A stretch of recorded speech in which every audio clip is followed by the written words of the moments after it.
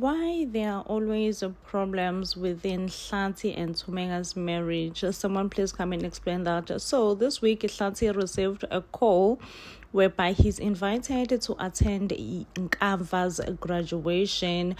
And I don't know, to me it does seems like Hlatsi really is putting Tumega's feelings, because he's like, no, we cannot attend this graduation because it may bring back old wounds that we all think that they have healed, But Utumega is like, no, I'm good and strong to go and attend my son's graduation. Listen, I do not have a problem with attending my son's graduation.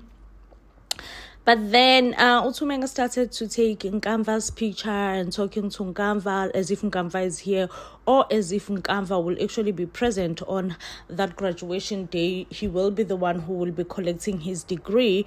And for some reason, Hlatsi started to feel sorry for Utumega and her mental health, thinking, no, this cannot be a good thing for Tums.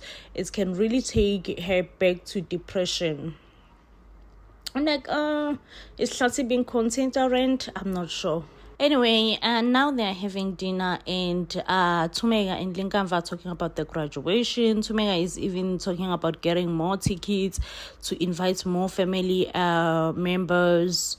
And for some reason, Hlatsi got annoyed and be like, listen up, no one is going to attend that graduation party, not under my watch. Well, Hlatsi, he always have controlling tendencies, and that's one thing we know about him. He's like, I am the man of this house, and what I say goes. So therefore, as long as I am still the man of this house, I say no one, absolutely no one will attend the graduation party without my consent. No one is going there. And I'm just like, why every time I feel like Tumega and Hlansi's relationship is improving, it goes back? I feel like the relationship is improving, it goes back. Like, what? These two, I don't think they were made for this marriage thing. Meanwhile, we were about to witness the biggest argument between Lazarus and Tumega, and Zolega, because they are disagreeing on taking Luandle's offer. Honestly, I'm team Tumega on this one. I'm just like I just cannot believe that Luandle is willing to go through this length just so that he can or just so that he can betray his dad. I'm like, wow, Luandle must be one of the most heartless child to ever exist. It's one thing to be angry at your parent, it's another to just completely want to go off board and make sure that you totally betray and backstab your parent. Luandle. In Inimba this week, we are going to experience Hlatsi's anger once again. I really don't understand what is Hlatsi and Tumega fighting about this time around, because it seems like they have made peace with Zethu and Xolani's relationship. They are willing to move forward. They do not want the relationship between Zethu and Xolani to divide the family, and they are willing to work with Xolani's parents. But this week, what we saw, Hlatsi shouting and yelling and saying he is the man of the house, and whatever that he says, it goes. It's got Younger scared, okay? Now, was ungrateful Luandle? Let's talk about Luandle's ungratefulness. Honestly, Luandle going and approaching Khusela Lazarus that he wants to sell his shares from Zondotech as another level of ungratefulness. He says that he wants his father, Signy Zondo, to feel another next level of being betrayed. And I'm like, honestly, at this point, I am so confused. What did Zondo, or rather Signy Zondo, do to Luandle? Like, what? Okay? Because it's not even Signy who organized the thugs in prison to beat up Luandle. Like, Luandle is an ungrateful, spoiled breast. But, but I feel like Signy deserves it in a way, because Signy also has let Mawetu down. Mawetu desperately wanted Zondotech shares, but Signy was not coming into the party. He was like, no, you're never going to get these shares, this, that, and the other thing. And that has deeply wounded Umawethu. Even when Umawethu finds out that Lwandle now have shares, you could tell that he was sad. He went and confided in his girlfriend that, hey, this is happening and this is not happening. But it does seem like Mawethu's girlfriend will then find out that Lwandle is selling his shares to Lazarus. One thing about Mawethu's girlfriend, she can separate work and pleasure. I love that girl for that, okay? It's never easy to separate work and pleasure. And when I bet you, she will not tell Mawethu that she have this information about Lwandle selling his shares to Lazarus. Now, Dzoleka is not keen to the idea of Lwandle coming back to work for Khosela Tech, because what Lwandle wants is to come back and work for Khosela Tech whilst he has sold his Zondo shares. But it seems like Lazarus enjoys the control. He will definitely find pleasure in making sure that Signy Zondo regrets, or rather he owns parts of Signy Zondo's company. Things are about to be shaky. Dzoleka is not keen to the idea, and Lazarus is like, with all the respect, ma'am, this is not your decision alone. I, as the owner of the company, have made a decision that I will take Lwandle back to the Khosela Tech. Yeah, guys, like I don't know. I feel like Lwandle is ungrateful, but I cannot wait for Signy to actually be pissed off by what Lwandle, the betrayal that Lwandle is planning for him. I'm just like, okay, I cannot wait for this. Also, I don't know how will Mawethu feel. Will he be laughing as well when he finds out, oh yeah, look what your beloved son has done to you. Yeah, guys, a lot is happening on Enyimba this week. Also, we are set to experience a wedding of the century. When is this wedding coming? Sana Dzoleka is back on Enyimba, and being a boss babe that she is already rubbing shoulders with Uqhawekazi.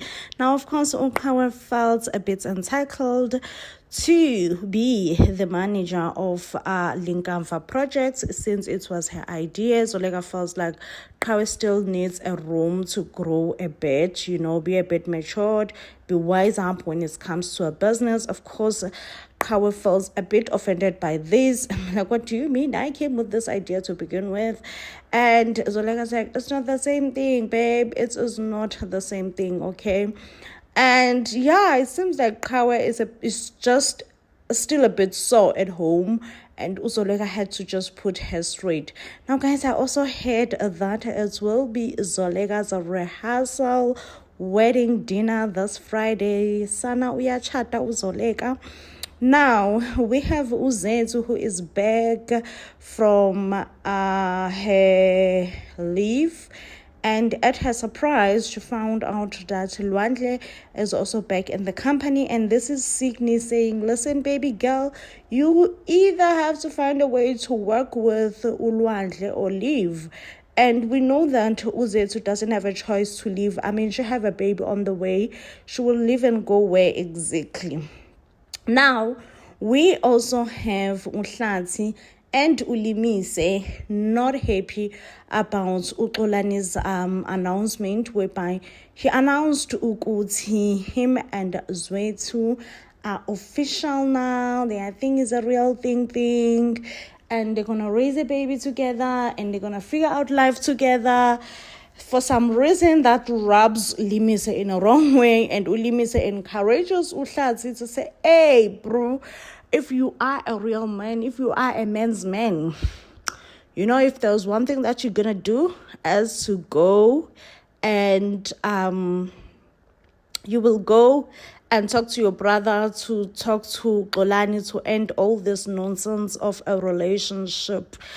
And he's like, okay, clearly I'm not a man's man, because Uhlati is like, okay, I will do it, okay? But you can tell when Uhlati was having this conversation with Utulani, his brother Utulani, that Utulani is a bit uncomfortable. It's like, whose idea was it in the first place? Was it yours or was it your wife? And I'm like, that's a good question. Ask. Because at this point, clearly, we all know that Uhlati is incapable of making his own decisions where his wife is involved. I absolutely see nothing wrong with Uxolani stepping up and being there for Uzethu, and actually even be willing to raise Linkamfa's child. Now, we all know that Ulimisa is going to be jealous, since Uthandeka is not going to be an evil mother-in-law. Thandeka is going to be so loving and so welcoming towards Uzethu, and this will not make Uthumeka happy. Sana, the drama. One thing we cannot deny is that Azande made his family extremely happy when he decided that he is going to initiating school in Tabeni Kaloku. And last night's episode was one of the epic episodes, okay? However, I may not understand Xhosa customs, but Azande was wearing a whole crop top whilst he is preparing to go to Ntabeni Kaloku. The shirt that he was wearing, like, I was not impressed at all. And I was under the impression that when Xhosa men come back from Ntabeni, they would be wearing, I don't know, Xhosa attire maybe. I don't know. Nomncwazi kaloku sana. Umncwazi is very important, even though I am not Xhosa myself. But honestly, I am not impressed about what Azande was wearing whilst preparing to go to Ntabeni, a whole skinny jean and a crop top. Like, we could see umkhaba wakhe. I'm just like, Azande. I refuse to believe that this is acceptable within the Xhosas. Anyway, Zolenga is finally back. Her baby girl Utsenjekri and made her exit. Listen, Ustribo truly did Mrs. Uzolega meant to say, because that kiss was disrespectful. Sana. In front of the elders. No, they could have waited until they are together in the room. Okay, like, they just could not hold themselves. Anyway, I do love aficionates, love people who express their love for one another, and that are not ashamed, to express love. Love is such a beautiful thing, and this needs to be expressed. And you don't have to respect anyone, okay? Go in with that kiss mantra. Mancha on someone. Anyway, I don't know how do I really feel about Azande's change of heart, deciding to go and attend or be in an initiating school. Azande was introduced to us as a super stubborn Makazi's son, but now he's soft, and I think he wants to blend in with the family. And perhaps he sees that the best way he could ever possibly blend in with the family is to go to the initiating school, which I do think is the best thing for him, because at some point I did feel like him makes him to be like a bit insecure. Okay. Also, I thought that Azande akolukanga traditionally, but he went to a doctor. I didn't know. Good see, like, at all. Sana, surprising. Sana, this week on Inimba, we see the return of Zolega. Zolega is officially back, and now she will come back whilst Ustribo is attending a ceremony of Azande. Listen, the look on Ustribo's face after not seeing the love of his life for a while. You can tell when a man really misses his wife. So proud of Azande. I cannot say this enough. Kesana. This is really proof that it's never too late for anything in life. Azande was mocked and made fun of for so many years. And right now, he is deciding to take a stand and say enough is enough by being mocked. He is going to initiating a school, and I am extremely happy for him because he made the right decisions. Now we get to see that also Lwandle will decide to face the Mabandla family and come and apologize.